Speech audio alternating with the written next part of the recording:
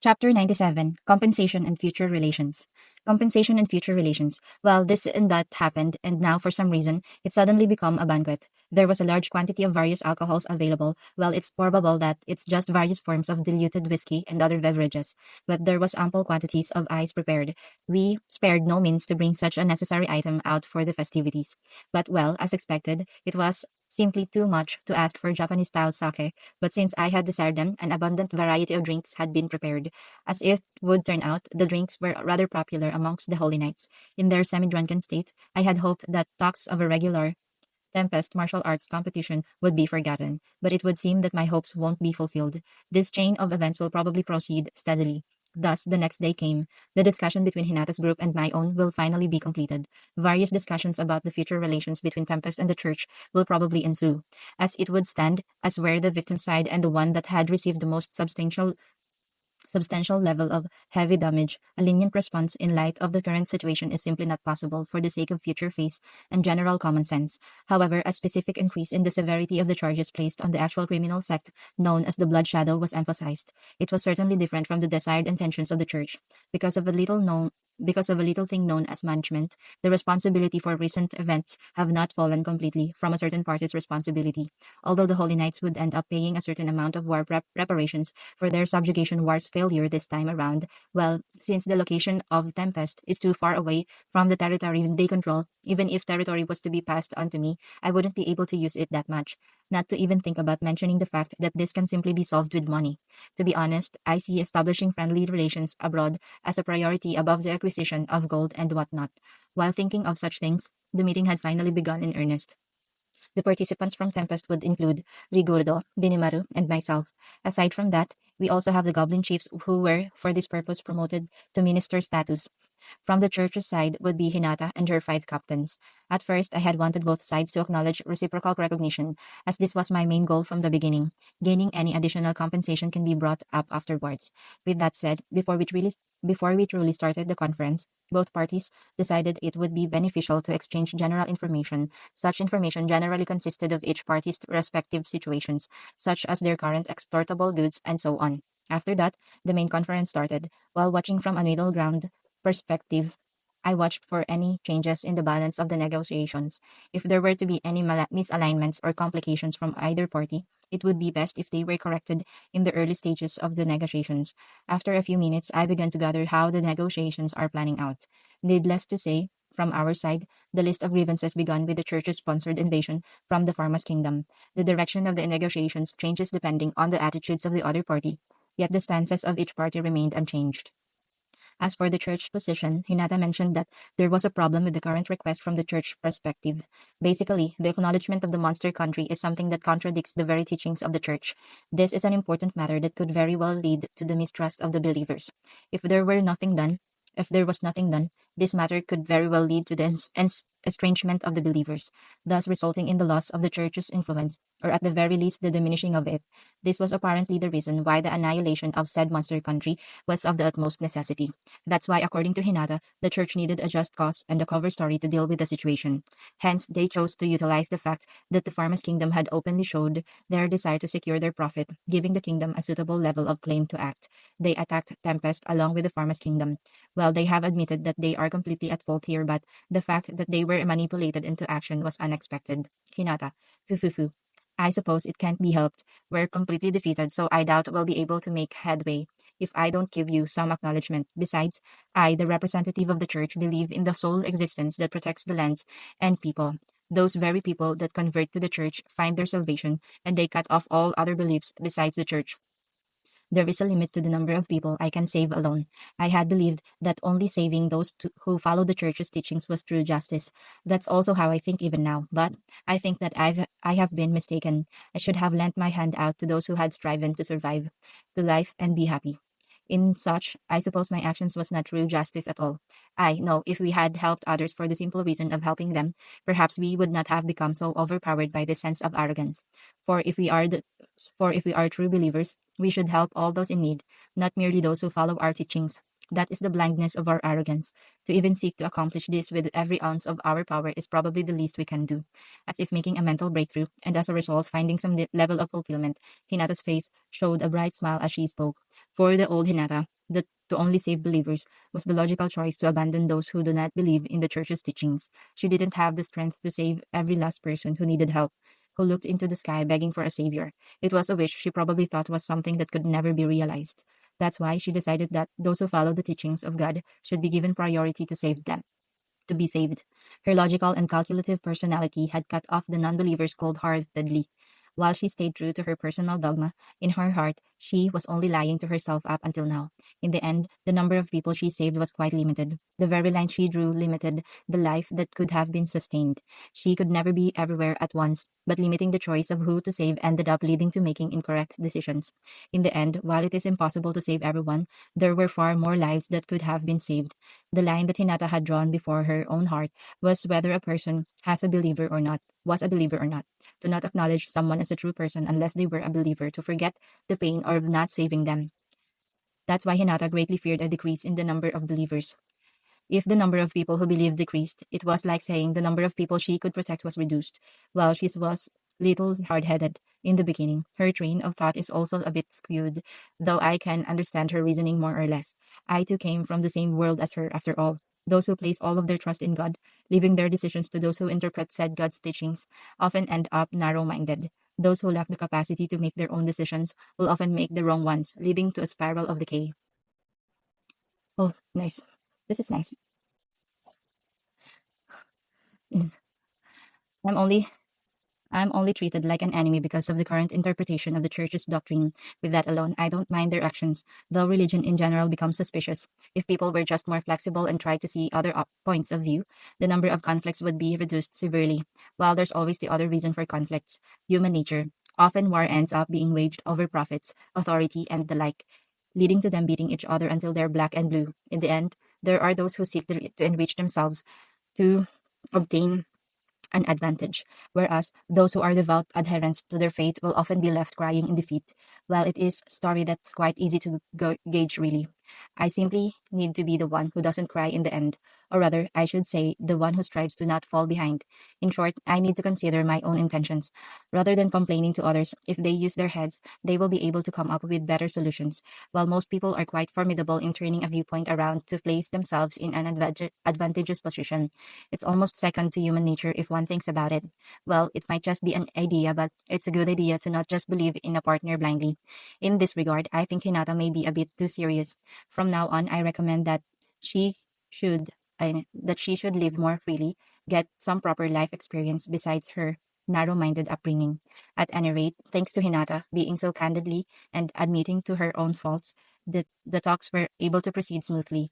It seems that there were no objections from the captains either. It's probable that they have a strong belief in Hinata, so they wouldn't voice any objections to what Hinata says. A large part of the discussion was examining both the situation as well as both parties' recognition that the conflicts between both sides are now over, with the church admitting to their faults.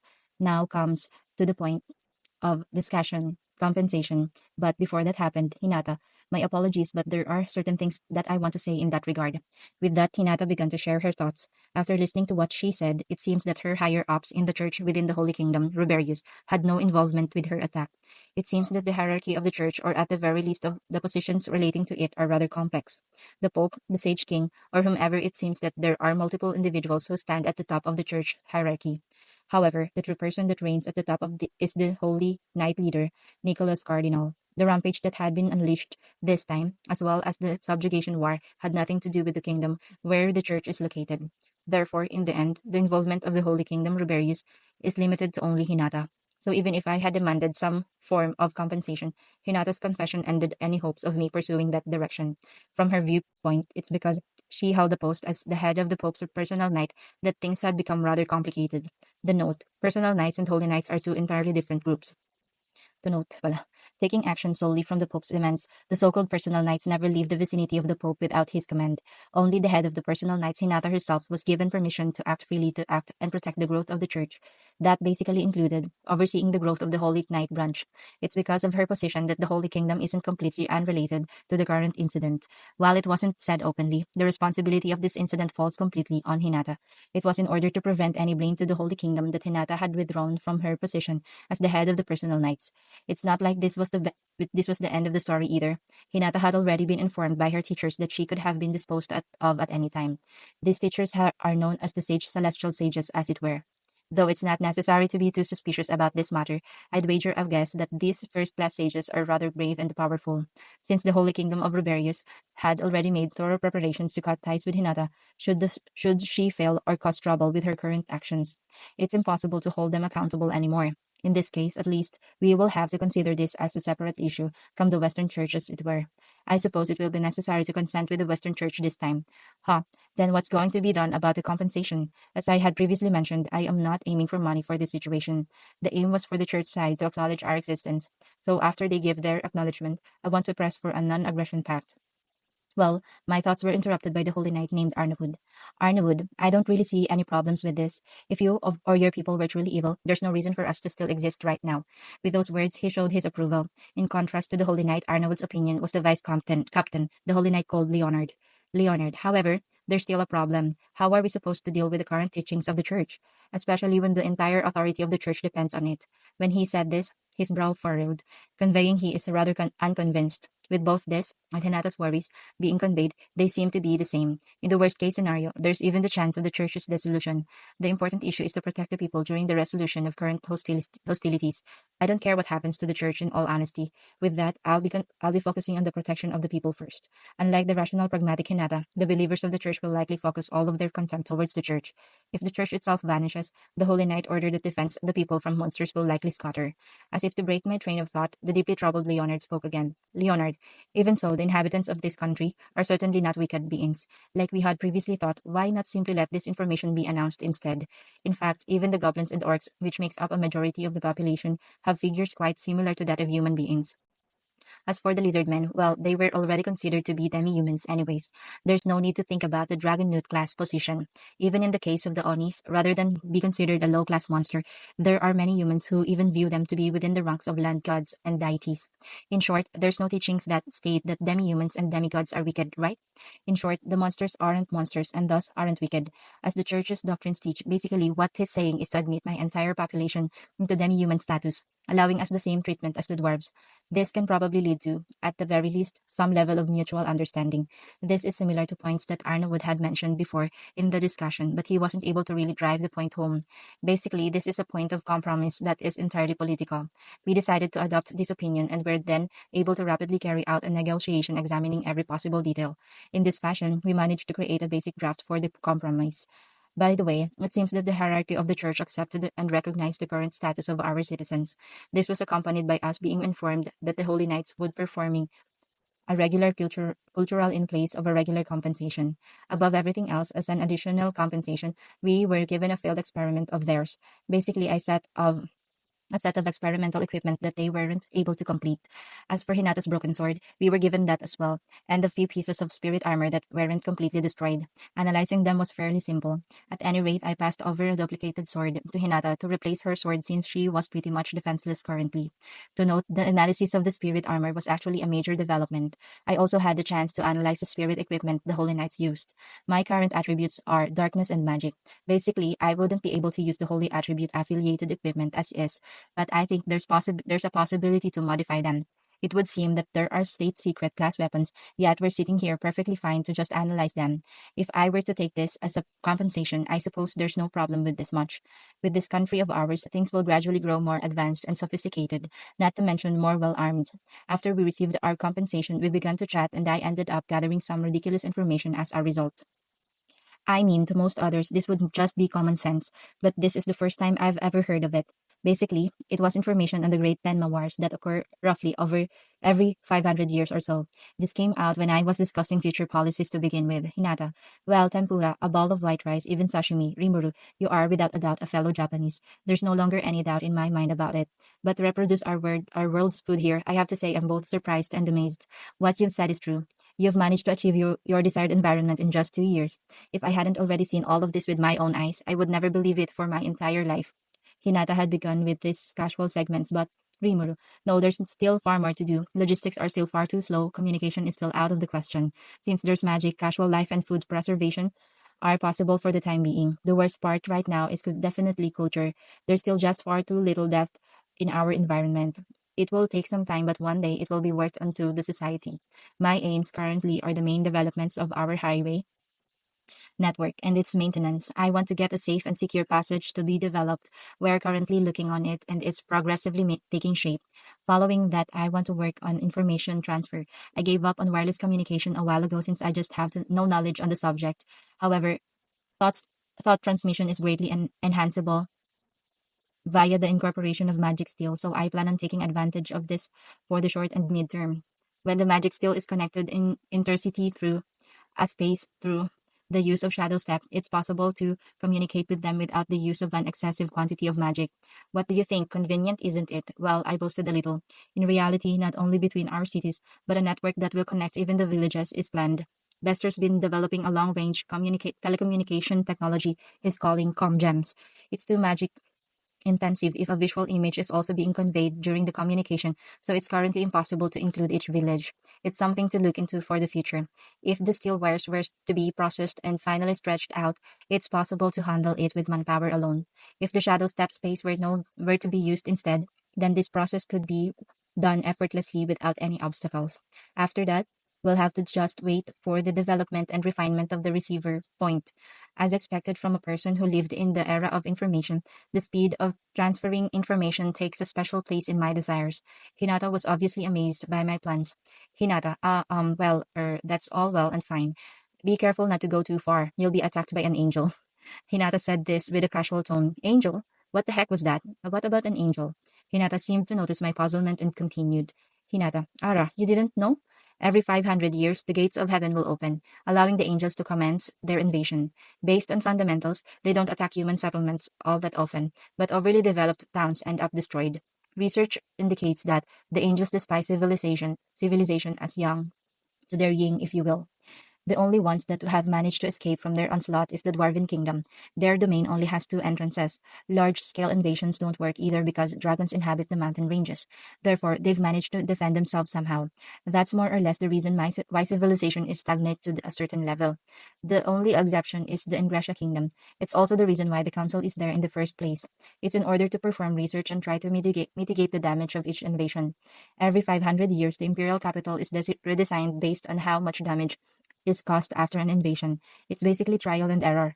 This is something that each country has unanimously agreed on and something that all residents understand completely. It's also because their research hasn't been over the top that the destruction and devastation has been kept to a minimal. Each nation gives out support and carries out their research in total secret. Any discoveries are generally concealed and only the kings of each country can utilize the latest in technological development. If they were to spread the results to the people, the angels would certainly unleash their full wrath upon them. This system was carefully determined and agreed upon. Only discoveries that are determined to not cause incident are released to the masses.